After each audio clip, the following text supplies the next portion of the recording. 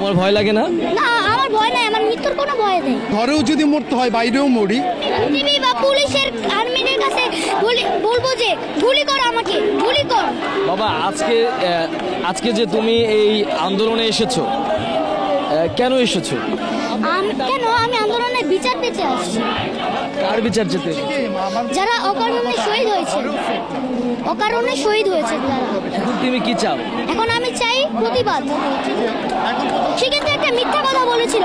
প্রথমে বলেছিল যে রাজাকারের বাচ্চারা কোটা পাবে না, মুক্তিযোদ্ধারা পাবে বলে। আর আবার পরে বলছে যে